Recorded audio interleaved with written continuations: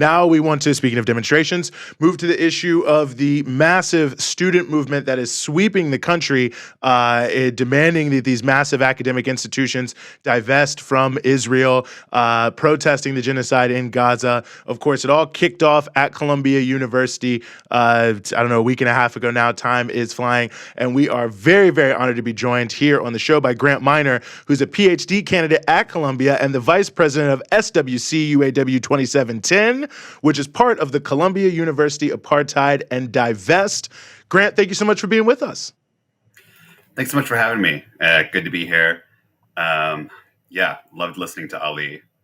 Yeah, no, it really was amazing. I feel like we have two legends here. We had Ali, and now, you are now a meme all across the internet, which we all love. You've replaced Bernie Sanders. But in all seriousness, Grant, I think one of the things that's important that's kind of getting lost in the mainstream media here is why you all took this step, what this encampment was about, why you felt the need to come out and protest, at this moment. Sure. I think we have similar problems to a lot of students and student workers, is that our institution is deeply, deeply financially and politically intertwined with Israel. And since October 7th, we felt that we had to do something about it to promote, the values that our university purports to have, peace, justice, this sort of like liberal understanding. And to that end, we formed Quad, Columbia University Apartheid Divest, which is as you said, a coalition of a lot of student groups, including the one I'm a part of, which is the graduate or student worker union. And so we were wondering what to do for a long time. We were demonstrating. We had a proposal for divestment. We had peaceful interruptions of speakers, and the university refused to listen. So, in the end, we just felt that we had no choice left. We had to take the space, hold it down, and demand that our demands be listened to. Well, I think it's huge what's been taking place. It's become worldwide news at this point. It's obviously spreading across campuses around the country. But, I think that one thing that the mainstream media has done is they've portrayed this as this horrific act of anti-Jewish hate, of anti-Semitism. You've got these claims that are backed up by no evidence that, it's become unsafe for Jewish students to go to class, that there's chants saying like horrible things about Jews. Again, no evidence of this. But I guess my question for you is, how do you react to people saying that all of this is anti-Semitic? Well, I feel like a bit like people are trying to tell me that I'm crazy because they keep insisting that there's something happening, which is not happening. There are always random people that come to any sort of social movement, social gathering, who might say something offensive. But by and large, we are an interfaith group. We celebrated Shabbat. We had a Passover Seder. I myself am Jewish. We have prayers, like Muslim prayers. It's Passover right now. There's matzah on the tables. So thank you to my comrades staffing the tables for providing for me as a Jewish person. And the meme picture, is true. That's how I felt. It's just I am just a Jewish student out to stand for Palestinian liberation. In terms of the encampment, it's a peaceful protest. We attended a peaceful protest. I can see on the screen right now. That is what is happening. We have undergrads coming out to dance. We have people singing. We have people chanting. We have cultural events. We have teach-ins. It's really, everything that I love about working at a university. Learning together, being together. And to portray it as some sort of violent protest, let alone a violent protest against a specific group, is just completely ridiculous and goes against what any sane person would see looking at this. No, I totally agree. And the sort of cognitive dissonance you see on right-wing media, it's like 1 second, it's like, oh, these students are terrorists. And the next second, it's like, oh, they're dancing. They're so unserious. It's like whatever they can just find to chip away at it and move away from the legitimate, purpose of what's happening, is obviously there, the misdirection play. And one of the things I want to ask you about in that regard is, I think so much of the demonization is to lay the groundwork to make any form of repression seem somehow legitimate, right? Because it's, dealing with some issue. So I was hoping you could talk a little bit about what you all have had to face, because it's been very significant, I know during the encampment, but even prior to the encampment, I know that there have been some attacks and other things on Columbia students.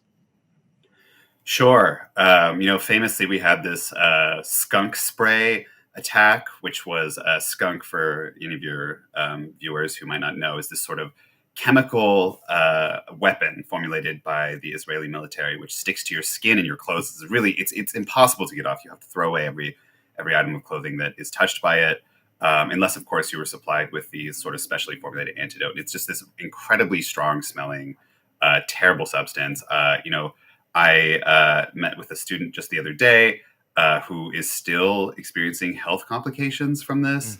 And these students have been cited around campus still. So for reference, I'm suspended. I was arrested and suspended. I'm banned from Columbia.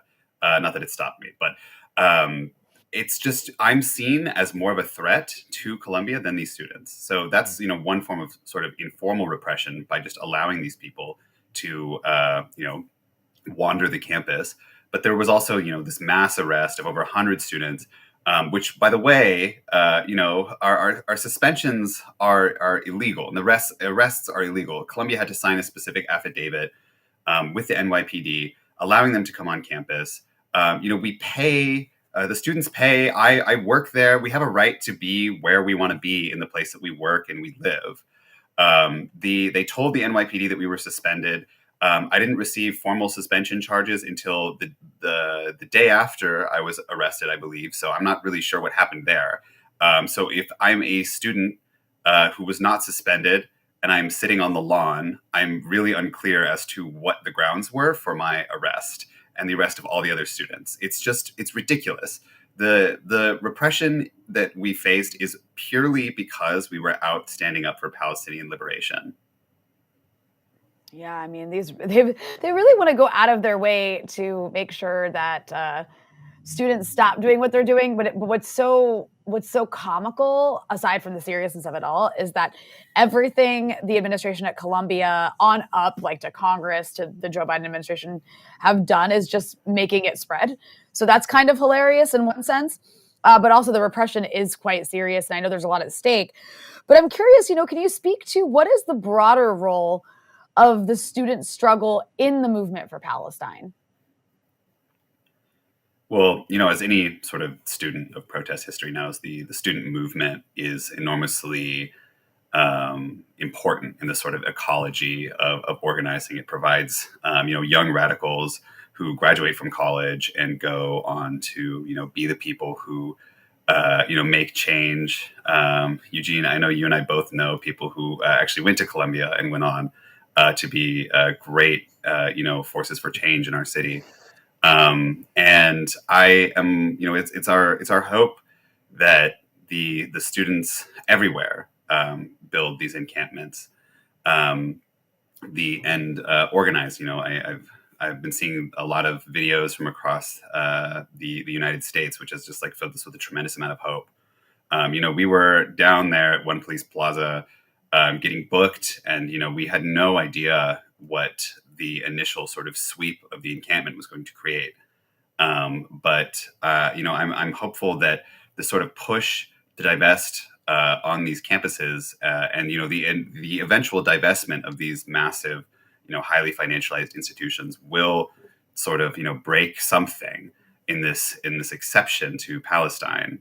Talking about Palestine on campus in America, and if we can win here, who's to say that we can't win elsewhere? Who's to say that these titans of finance, like BlackRock, maybe we can force BlackRock to divest, and once it's like a single spark will start a prairie fire. It's our hope that this is what this movement is going to create. No, I think that's a really good point, and I'm glad you sort of mentioned this issue of divestment because I feel like in the framing of this is something that, well, I don't know. I guess the framing, obviously, in the mainstream media is ridiculous. So why would they say this? But I was hoping you could just talk a little bit more about Colombia's complicity here because it really does feel. And I'm now just saying this myself, so it could be fake. But this blossoming of these campuses across the country, I mean, it feels like a huge moment for BDS in the United States. That so many of the most complicit, biggest institutions in the country are now all of a sudden the spotlight is on them, and that in and of itself feels like an important turning point. So I wonder if you could speak to that general point, and also maybe just say a little bit more about Colombia's own complicity. Sure. I mean, I think these sort of institutions form natural targets because they have all these young people living, if not in them, then near them. In the case of like something like NYU, but as for Colombia, there's just flagrant ties to Israel. There's this weird talking point going around that there's like really no investment in Israel, which is not true.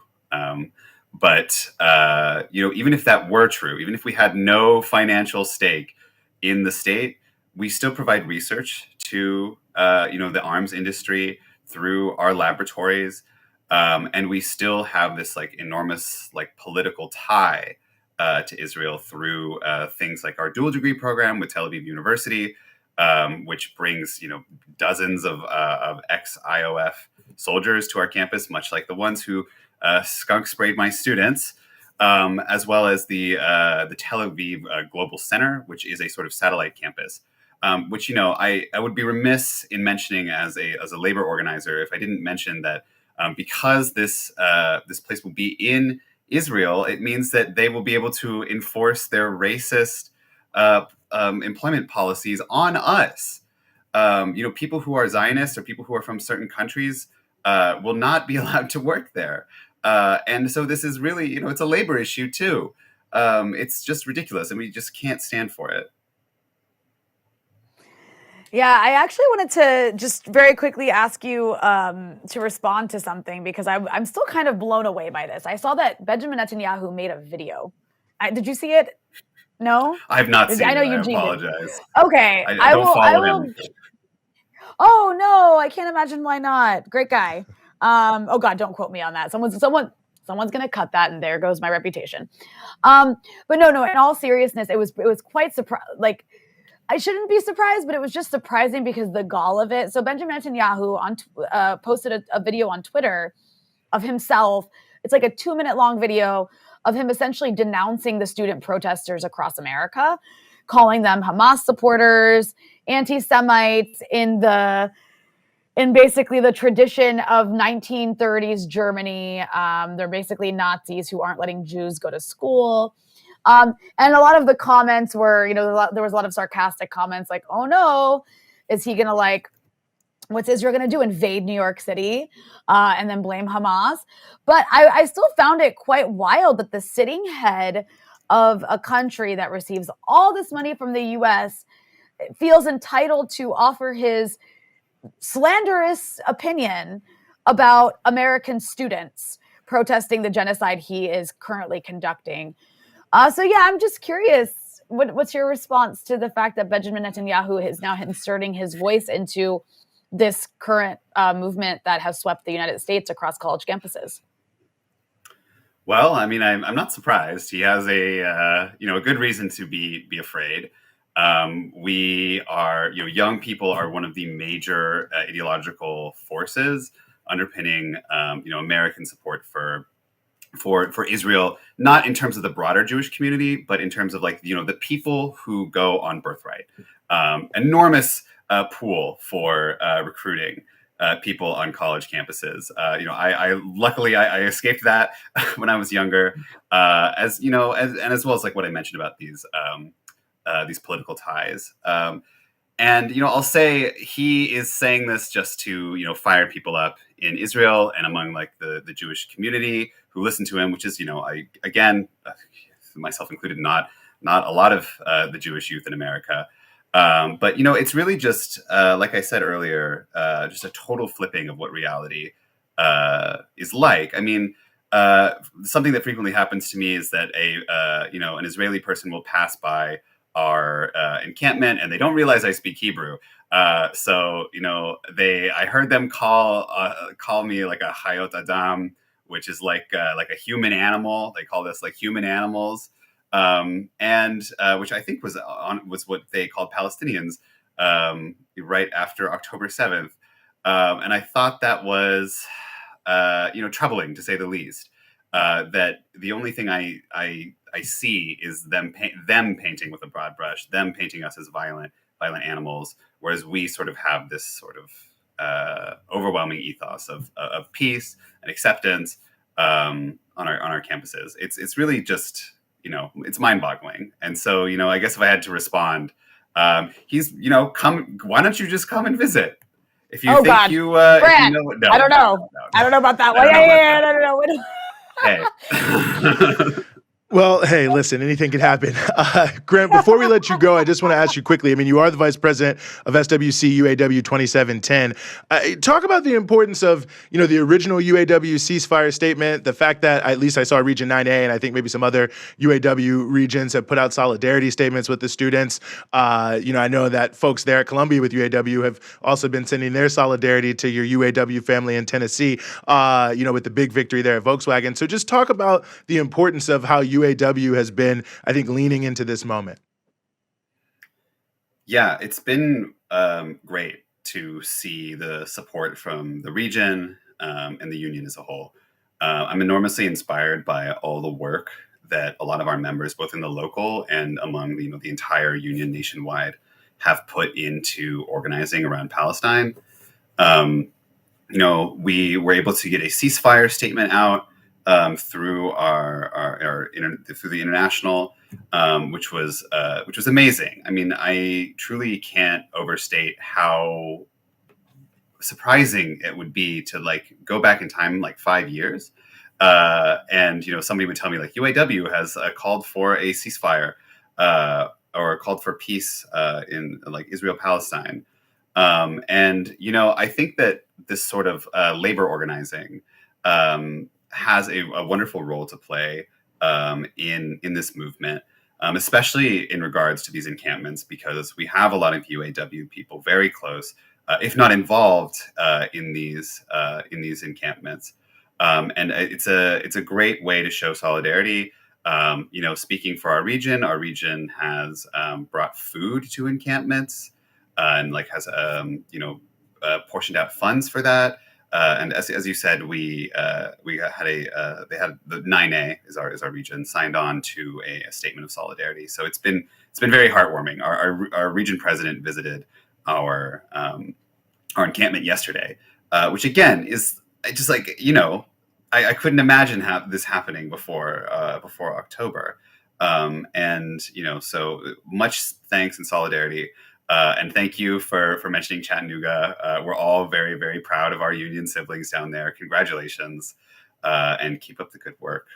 Mm-hmm. Yeah, it felt like winning the NCAA title or something. It was amazing. Well, Grant, we want to thank you for being willing to join us. I know you have a lot going on, a lot on your plate. For those who just joined us halfway through, Grant Minor, PhD candidate at Columbia and vice president of SWC UAW 2710. Thanks so much for giving us some of your time here on the Freedom Side.